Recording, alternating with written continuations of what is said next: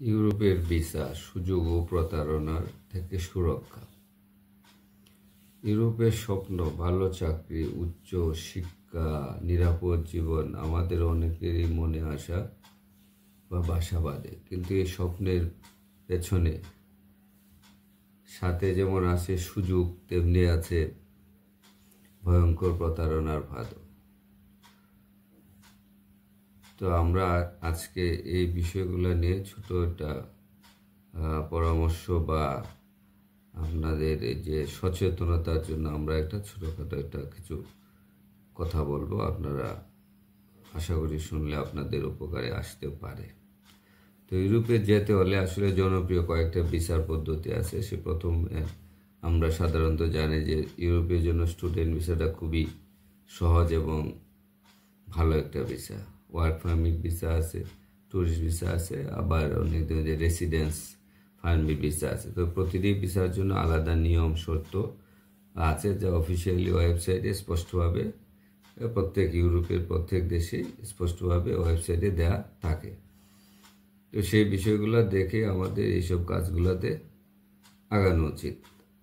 তো আসলে প্রতারণার পাঠটা কোন জায়গায় পাতা হয়? আমাদের দেশের লোকজন অনেক সময় না জেনে বা সহজে প্রতারণার ফাঁদে পড়ে যায়, যেমন চটকদার বিজ্ঞাপন, এসব বিষয়ে বা সহজে চলে যাওয়ার জন্য আমাদের দেশে মানুষের একটা সহজ প্রবণতা আছে যে কোনো কাজই সহজে করার জন্য আমরা শর্টকাট ওয়েতে করার জন্য আমরা সবসময় এটা এই ফাঁদের মধ্যে পড়ে আছি আমরা সবাই।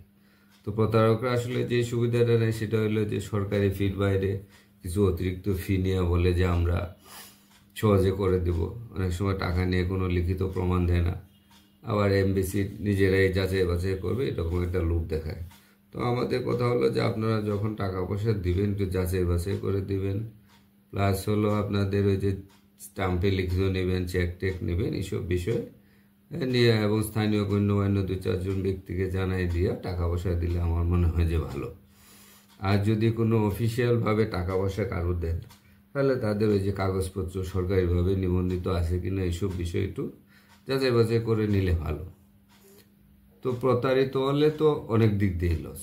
আপনি যদি প্রতারিত হন, শুধু টাকা হারাইলেন, ভুয়া ডকুমেন্টসের কারণে অনেক সময় আপনাদের নামে যারা ভিসা প্রার্থী অনেক সময় অনেক এই লোকজন আপনার ভুয়া কাগজপত্র তৈরি করে দেয়। তো এইসব বিষয়ের কারণে অনেক সময় ফৌজদারি মামলার মধ্যে জড়ানোর সম্ভাবনা থেকে যায়। আর এসব বিষয়ে যদি ইউরোপের কোনো দেশে ধরা পড়ে, হয়তো আপনি সারা জীবনের জন্য বা চিরজীবনের জন্যই হারাইতে পারেন ভিসা পাওয়ার সুযোগ সুবিধা। তো ভিসা নিতে চাইলে সবসময় আপনাদের অফিসিয়াল ওয়েবসাইট, ওই দেশের অফিসিয়াল ওয়েবসাইট বা অনুমোদিত এমবেসি এজেন্সি ব্যবহার করাটাই আমার মতে উত্তম এবং সবাই এটাই পছন্দ করবে। এবং যে কোনো কাজ করার সময় রসিদ নেবেন বা টাকা দেওয়ার সময় রসিদ নেবেন এবং লিখিত চুক্তি নেবেন। আর নিজের কাগজপত্র সবসময় যাচাই করে ওয়েবসাইটে আবেদন প্রক্রিয়াগুলো দেখে নেবেন। আর যদি না বুঝে তাহলে কারো পরামর্শ নেবেন। আর অপরিচিত কাউকে এইসব বিষয়ে সাধারণত নগদ তথ্য দেওয়ার কোনো মানে নাই, আর না দেওয়াটাই উত্তম। তো ইউরোপে যাওয়ার স্বপ্ন পূরণ সম্ভব, কিন্তু তা আইনসম্মত এবং নিরাপদভাবে করা উচিত। তো মনে রাখবেন, সঠিক পথে গেলে যে স্বপ্ন সত্যি হবে, আর ভুল পথে গেলে স্বপ্ন ভয়ানক দুঃস্বপ্নে পরিণত হবে। অনেক সময় আমরা এইসব বিষয়ে পাই যে ওই যাওয়ার পরেও ওইখানে যে প্রতারণার শিকার হয়েছে, তারপর বাড়ি থেকে আবার টাকা পয়সা দিতে হয়।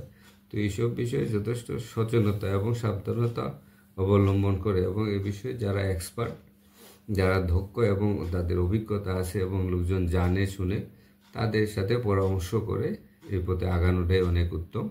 আর আজকাল হচ্ছে যারা স্টুডেন্ট ভিসায় যেতে চায় বা সরকারি চাকরি নিয়ে যেতে চায়, তারা তো অনেক স্মার্ট। তো যারা এখন অনলাইনে সহজেই সব কিছু দেখা যায়। তো আমার কথা হলো যে আপনারা যারা বিদেশে স্টুডেন্ট ভিসায় বা অন্য যে কোনো বিষয়ে যেতে চান, নিজেরা যাচাই বাছাই করে নেবেন। না যাচাই বাছাই না জানলে বা করতে না পারলে অনেক সময় অসুবিধার কারণে হয়তো হয় না, কিন্তু যারা এক্সপার্ট দক্ষ তাদের সাথে যাচাই বাছাই করে নেবেন। তো সচেতন থাকুন আর নিরাপদ থাকুন।